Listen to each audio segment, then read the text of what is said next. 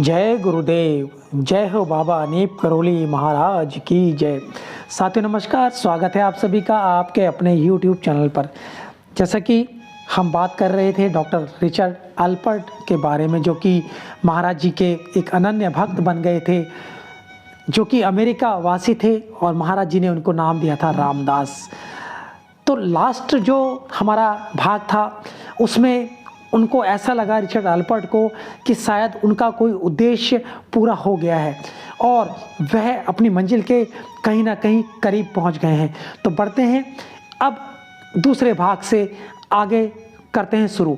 बने रहिएगा हमारे साथ इस प्रसंग में लास्ट तक और ज़्यादा से ज़्यादा शेयर लाइक कमेंट करते रहें ताकि ज़्यादा से ज़्यादा लोग इस महाराज जी के आशीर्वाद, महाराज जी का आशीर्वाद ले सकें और महाराज जी की अनन्य कृपा सभी भक्तों पर हो सके। तो करते हैं डॉक्टर रिचर्ड अल्पर्ट के बारे में अब बात। डॉक्टर रिचर्ड अल्पर्ट अक्सर LSD की गोलियां लिया करते थे। ये LSD जो होता है लिसर्जिक एसिड डायथाइलिमिड होता है। यह एक नशीला पदार्थ होता है जो कि हमें लिक्विड फॉर्म में, पाउडर के फॉर्म में, टैबलेट और कैप्सूल के फॉर्म में अवेलेबल होता है। वे इस संबंध में बाबा से कुछ पूछना चाह रहे थे लेकिन साहस नहीं जुटा पा रहे थे। यानी कि पूछना चाह रहे थे कि LSD का क्या है वो। अभी चलते हैं आगे। दूसरे दिन जब बाबा जी के पास आए तो बाबा जी ने उनसे कुछ पूछा, रिचर्ड कुछ पूछना चाहते हो? तो अल्पर्ट ने कहा, नहीं महाराज, मेरे मन में कोई प्रश्न नहीं है। रिचर्ड वास्तव में किंग कर्तव्य विमूढ़ हो गए थे, लेकिन बाबा को रिचर्ड का उत्तर अविश्वसनीय और अस्वाभाविक लगा। उन्होंने कुछ तल्ख स्वर में प्रश्न किया, वह दवा कहाँ है? रिचर्ड इस सवाल से थोड़ा सा अचकचा से गए, जैसे उन्हें रंगे हाथों पकड़ लिया गया हो। उन्हें कुछ नहीं सूझ रहा था कि क्या उत्तर दें।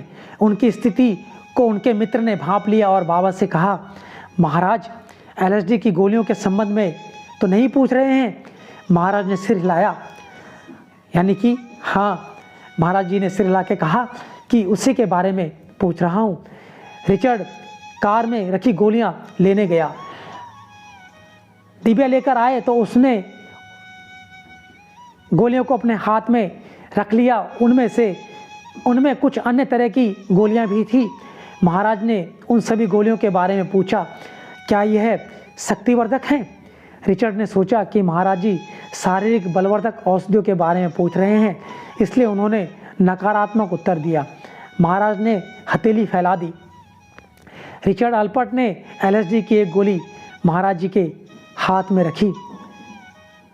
इस एक गोली में, प्रत्येक गोली में 300 ग्राम शुद्ध LSD हुआ करता था, जो एक युवक के लिए एक समय की पूरी खुराक थी।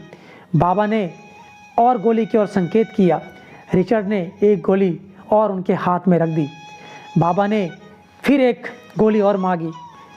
अब लगभग 3 गोलियां महाराज जी के पास पहुंच गई, जिसमें 900 माइक्रोग्राम की भारी खुराक हो गई, जो किसी व्यक्ति के लिए घातक हो सकती थी। बाबा ने क्या किया? बाबा ने महाराज ने गोलियां ली रिचर्ड अल्पर्ट से और वह तीनों की तीनों गोलियां एक साथ ही फाँक गए। अब यह सारी स्थिति को देख रिचर्ड अल्पर्ट परेशान हुए। रिचर्ड लगभग महाराज जी के पास 1 घंटे तक बैठे रहे और महाराज जी पर उन गोलियों का जरा भी प्रभाव नहीं पड़ा। ये देखकर रिचर्ड अल्पर्ट की आंखें दंग रह गई और महाराज जी रिचर्ड को देखकर उस समय हंस रहे थे। रिचर्ड ने ये बहुत ही अद्भुत घटना है। रिचर्ड जब अमेरिका वापस लौटे तो उन्होंने अपने मित्रों को इस अद्भुत घटना का वर्णन कर बताया। किसी को भी विश्वास नहीं हुआ। खुद रिचर्ड के मन में भी शंका पैदा हुई कि हो सकता है बाबा ने हाथ की सफाई दिखाई हो। गोलियां उनके मुंह में जाने के बजाय कहीं उन्होंने पीछे ना फेंक दी हो। इस तरह की जो चमत्कार थे बाबा किया करते थे, पर यह प्रसंग, यह कहानी, यह रोचक प्रसंग यहीं ख़त्म नहीं हो जाता। लगभग 3 वर्षों के बाद रिचर्ड अलपर्ट पुनः भारत आए और बाबा जी के दर्शन करने के लिए वह कैंची धाम में गए। बाबा ने उनसे पूछा, पिछली बार जब तुम यहाँ आए थे तो तुमने मुझे गोलियाँ दी थी। रिचर्ड ने कहा, जी। महाराज जी ने कहा, क्या मैंने खाई थी? रिचर्ड ने कहा, हाँ खाई थी। रिचर्ड ने यह उत्तर कुछ अधूरे मन से दिया था। महाराज जी ने कहा, फिर क्या हुआ? रिचर्ड ने कहा, कुछ नहीं। महाराज जी ने कहा, अच्छा अब लाओ। रिचर्ड वहाँ से गए, उस समय वहाँ से चले गए और फिर अगले दिन वह महाराज जी के दर्शन के लिए पुनः आए तो महाराज जी तख्त पर बैठे हुए थे। महाराज जी ने रिचर्ड से पूछा, वह औषधि तुम्हारे पास और है? रिचर्ड ने कहा, जी महाराज और है। महाराज जी ने कहा, ले आओ। रिचर्ड LSD की डिबिया ले आया। इसमें 300 माइक्रोन ग्राम की 5 गोलियां थी। एक गोली बीच से टूटी हुई थी। रिचर्ड ने सभी गोलियां अपनी हथेली पर रखी और हथेली बाबा की तरफ बढ़ा दी। बाबा ने 4 साबुत गोलियां एक साथ देखते ही देखते निगल ली। इस प्रकार रिचर्ड के मन में पिछली बार का संशय खत्म हो गया। अब महाराज जी ने कहा, क्या मैं पानी पी सकता हूँ? रिचर्ड अलपर्ट ने कहा, अवश्य। महाराज जी ने फिर दोहराया, गरम या ठंडा? अलपर्ट ने कहा, कैसा भी। बाबा ने 1 गिलास पानी मांगा और पिया और पूछा, इसका असर कब तक होगा? रिचर्ड अलपर्ट ने कहा, 20 मिनट से 1 घंटे तक। रिचर्ड ने कहा, बाबा के एक भक्त ने कलाई में घड़ी बांध रखी थी।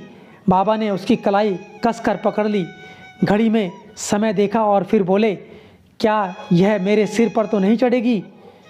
रिचर्ड ने कहा, हो सकता है। बाबा के भक्तगण वहीं बैठे बैठे बाबा जी महाराज की लीला देख रहे थे।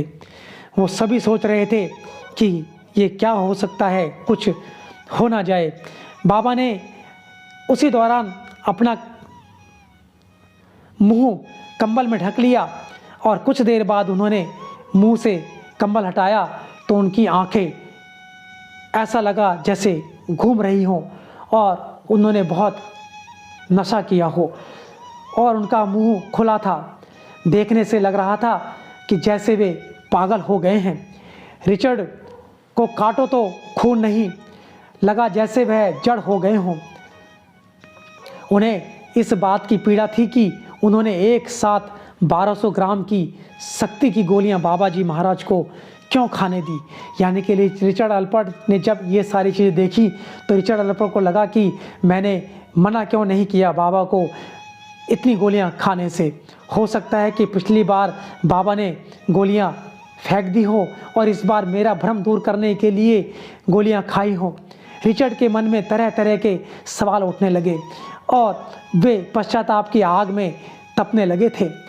लेकिन जब उन्होंने पुनः बाबा की ओर देखा तो बाबा पूरी तरह से सामान्य थे और घड़ी पर नजरें टिकी थी। 1 घंटा बीत चुका था, दवा के प्रभाव का नामो निशान नहीं था। बाबा ने पूछा, क्या इससे भी तेज दवा तुम्हारे पास है? रिचर्ड ने कहा, नहीं बाबा नहीं, मेरे पास नहीं है। फिर महाराज ने बताया, बहुत पहले कुल्लू घाटी में इनका इस्तेमाल होता था। महाराज जी ने कहा, किंतु अब योगियों को इसकी जानकारी नहीं है। इसके सेवन से मन ईश्वर में पूरी तरह लग जाता है, लेकिन बहुत से योगी इसका सेवन नहीं करते। इस दिन की चर्चा को यहीं पर हम लोग समाप्त करेंगे। अब अगला जो इसका भाग होगा, 3 भाग, उसके लिए आप हमारे साथ बने रहिएगा। बात करेंगे बाबा जी के अनन्य भक्त, अमेरिकी भक्त रिचर्ड अलपर्ट के बारे में भाग 3 में। आपने हमारा यह प्रसंग अत्यंत ही ध्यान से सुना, उसके लिए आप सभी का बहुत बहुत धन्यवाद। और लाइक कमेंट शेयर करते रहें ताकि बाबा जी की लीलाओं के बारे में, चमत्कारों के बारे में ज़्यादा से ज़्यादा लोग जान सकें और उसका वो अपने जीवन काल में प्रयोग कर सकें और सदुपयोग कर सकें और ज़्यादा से ज़्यादा उन्हें फ़ायदा मिल सके। तो आज के लिए इतना ही। जय गुरुदेव, जय हो बाबा नीम करोली महाराज, और आप सभी का बहुत बहुत धन्यवाद धन्यवाद धन्यवाद।